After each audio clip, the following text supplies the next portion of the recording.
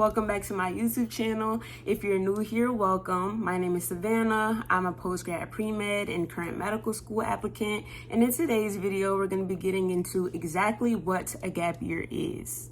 Across my 3 social media platforms, so YouTube, TikTok, and Instagram, I get a lot of really good engagement when talking about my gap year, which sounds about right because about a year ago when I realized I need to take one, I was watching a lot of videos on gap years just to see what exactly I should be doing during mine.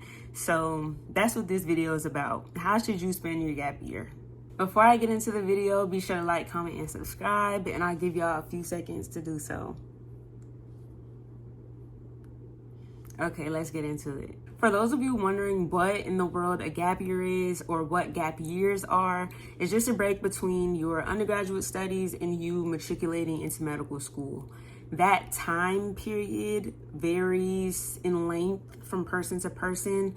For me personally, it'll be about a year and a half since I graduated a semester early, but you'll even have some people who graduated and worked a few years in a field and then they realize they want to be a physician, so they end up going back to school years later. But if you know you want to go to medical school as soon as possible, in order to make your gap year only be a year, keep watching this video. As somebody who's recently been accepted into medical school, I feel like I know what I'm talking about. I first want to give you guys a little bit of stats just about how common gap years are.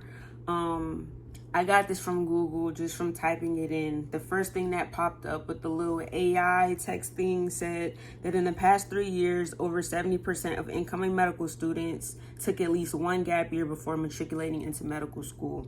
The average age of students entering medical school is 24. So if you're a parent of a pre-med and you want your child to go straight through, that's great if they can. But if they can't, it's not the end of the world because gap years are very common. One way you can spend your gap year is by participating in an academic program. This includes master's or post-baccalaureate programs. And I personally find these cool because a lot of them are tied with medical schools and they offer conditional acceptances. So they'll either have you get a certain MCAT score to be accepted into their medical program, or maybe you'll have to maintain a certain GPA to get an expedited interview. It varies from school to school, but I think this is cool just to have the medical school in your back pocket as an option. Some of these programs also put an emphasis on gaining research experience, clinical hours, or community service, which may be areas that you lack in. So by participating in the program, you'll be able to strengthen that area by the time you apply to medical school. Speaking of research, you could also spend your gap year just simply gaining research experience. Some schools put an emphasis on research in their mission, so they'll want to see research experience. And if you already know that you're wanting to apply to some of those schools, this is something that you can get involved in either by doing a research fellowship or getting a research job. Another way you can spend your gap year is by gaining clinical hours. This was not something that I prioritized in college by any means. I didn't have any by the time I graduated. So I knew that coming into my gap year, I needed to gain some clinical exposure, and I ended up becoming an emergency department volunteer. I also became a family medicine medical scribe. I have a few videos on that experience here on my channel, so be sure to watch that. I also have another video talking about the different clinical roles that you can get involved in, but here I mentioned volunteering, shadowing, or finding a job in a patient care setting. A good number of schools I applied to also put a really big emphasis on community service and serving the underserved. That's something that I'm already passionate about, and my work throughout my undergraduate studies kind of shows that.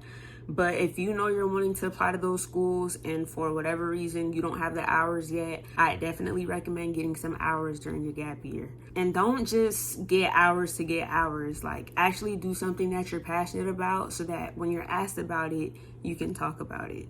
Your gap year is also the perfect time to take or retake the MCAT. And if we're being honest, the MCAT is probably the reason a lot of pre-meds end up having to take a gap year or extend their year to years. For me personally, I think it was poor planning that made me have to take a gap year because I hadn't really planned when to take the MCAT. I hadn't planned out when I would try to gain clinical experience. It was kind of too late once I realized that I needed to start working on those things. But it was when I received my first MCAT score that really let me know, okay, girl, you got to stop holding on to the possibility of going straight through. You're not going straight through. You need to take a gap year. I ended up using the first 4 months of my gap year to strictly study. I was not working at the time. I would shadow and volunteer, and I ended up cutting that short about a month and a half before my test just so that I could focus. But I was able to increase my score 11 points, and I felt comfortable applying with that score, and I've been accepted with that score. So I definitely think taking a gap year is the perfect time to study for the MCAT. A lot of pre-meds also use gap years to save money because not only is medical school expensive, but applying to medical school is expensive. Hell, even the MCAT is expensive. So if you're able to get a job or be at home and have your family support you so that you can save money, I think that's a pretty good situation to be in. Lastly, I think a gap year is perfect for personal development. Girl, take that trip, go to the gym, start a new project, relax. You're 22. Sit down somewhere. Like, why are you so on go for?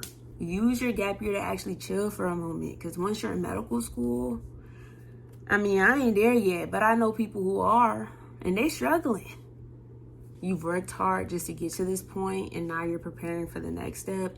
So I don't think it's anything wrong with sleeping in a little bit. I mean, I slept in today, and now I'm recording this video. My provider was sick, so that's why I'm not working right now. But still, it's nothing wrong with getting your rest. It's nothing wrong with going and traveling the world or going to happy hour. Like, enjoy yourself, because in school, you're probably not gonna have time for all of that. That was my last tip. I hope you all enjoyed this video. Again, give this video a thumbs up and comment where you are in your journey. Are you thinking about taking a gap year? Are you still in school? Are you in medical school? Let me know in the comments.